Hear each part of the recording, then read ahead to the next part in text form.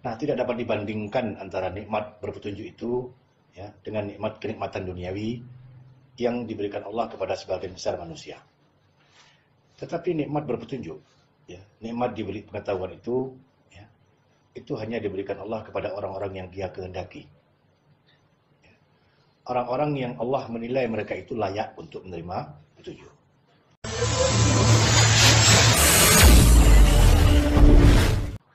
Kita menyadari bahwasanya dicenderungkannya ya, diri kita ini ya, kepada Al-Quran.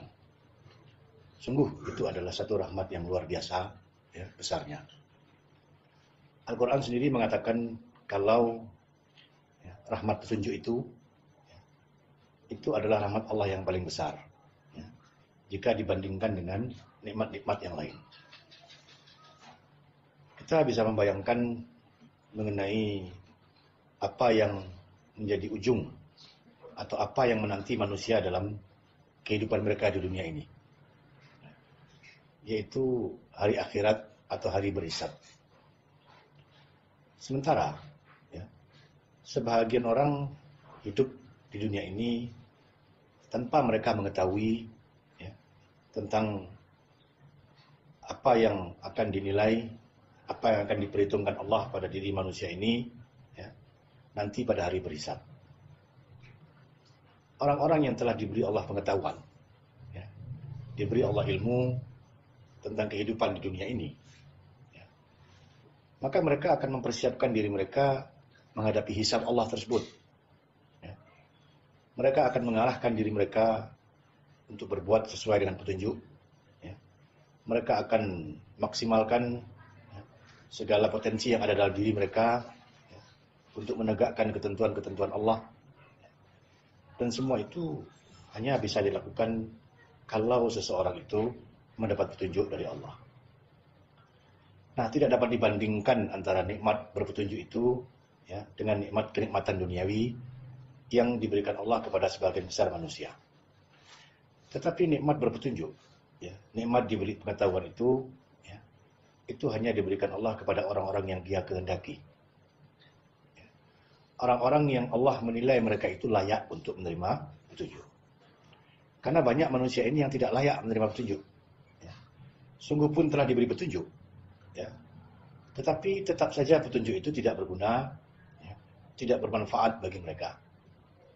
Kita sudah pelajari ini dalam surah Al-Jasiyah misalkan, ya, bagaimana Bani Israel itu telah diutus Rasul kepada mereka ya, telah diturunkan kitab kepada mereka, dijelaskan kepada mereka ya, berbagai macam urusan-urusan ya, berbagai macam ketentuan-ketentuan telah memperoleh penjelasan.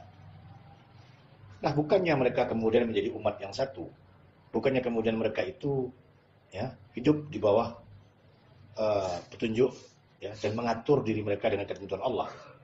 Justru mereka malah menjadi firqah-firqah ya, antara yang satu dengan yang lainnya ya, saling mengklaim bahwasanya mereka lah yang paling hebat, paling benar. Nah, padahal ya, mereka tahu ya, tentang apa yang diperintahkan Allah. Nah, tetapi karena memang mereka adalah orang-orang yang tidak layak untuk menerima amanah ya, amanah kekhalifahan itu ya, akibatnya mereka justru menjadi satu kaum yang tadinya agama Allah itu adalah agama Islam, mereka rubah menjadi agama suku ya, menjadi agama Yahudi ya, yang hanya khusus bagi orang-orang Yahudi, padahal tadinya itu adalah agama yang menjangkau seluruh manusia. Nah, kita melihat ya, makanya kenapa dalam kenyataannya kaum Yahudi itu mereka tidak pernah terdengar oleh kita Yahudisasi misalkan. Sebagaimana Kristenisasi, orang Yahudi nggak ada itu namanya Yahudisasi. Mereka tidak mengadakan dakwah-dakwah ke daerah lain supaya orang lain masuk agama Yahudi.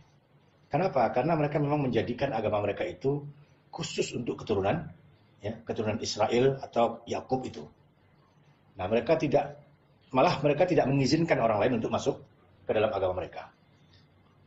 Jadi orang-orang Yahudi itu adalah satu kelompok kecil ya, yang ingin tetap kecil. Mereka tidak ingin banyak. Ya. Mereka tetap kecil, tapi mereka menguasai yang banyak tersebut. Nah, Taurat yang diturunkan Allah kepada Musa, kemudian mereka robah menjadi Talmud. Ya. Talmud itu adalah kitab tafsir tentang Taurat yang dibuat oleh ulama-ulama Yahudi. Nah, Talmud inilah yang kemudian menjadi bacaan mereka. Ya. Padahal Talmud ini sudah banyak mengalami berbagai macam reduksi ya dari ajaran yang sesungguhnya. Nah, dari dasar inilah kemudian mereka bersetuju dalam kehidupan. Para hadirin, Al-Quran berkali-kali memperingatkan kaum muslimin agar mereka jangan menjadi seperti orang-orang Yahudi. Ya. Kita telah pelajari orang Yahudi itu misalkan dalam surah Al-Baqarah, ya, dalam bentuk cerita yang amat panjang diceritakan dalam surah Al-Baqarah. Ya. Kita seolah-olah berjalan bersama mereka, berjalan bersama ayat-ayat Allah, ya, memberi peringatan mereka, menghardik mereka. Ya. Kita lihat, setiap kali mereka melakukan kesalahan, ya, setiap kali itu pula Allah memberi ampunan kepada mereka. Ya. Begitu terus, ya. Setelah diampuni, kembali mereka membuat ya, kesalahan lagi. Diampuni lagi. Tapi kemudian diulang lagi membuat kesalahan. Ya. Sehingga kita pun berpikir seolah-olah mereka itu memang satu kaum ya, yang sudah tidak punya lagi hati untuk bisa diajak kepada petunjuk. Nah, tentunya kita di dalam mempelajari Al-Quran ini, kita berkaca kepada karakter orang-orang Yahudi itu, ya, bukan untuk kemudian kita dalam tanda kutip ya memerangi orang Yahudi atau memusuhi mereka, ya, tetapi kita belajar ya untuk mengetahui itulah contoh dari manusia-manusia yang petunjuk itu tidak memberi manfaat kepada mereka.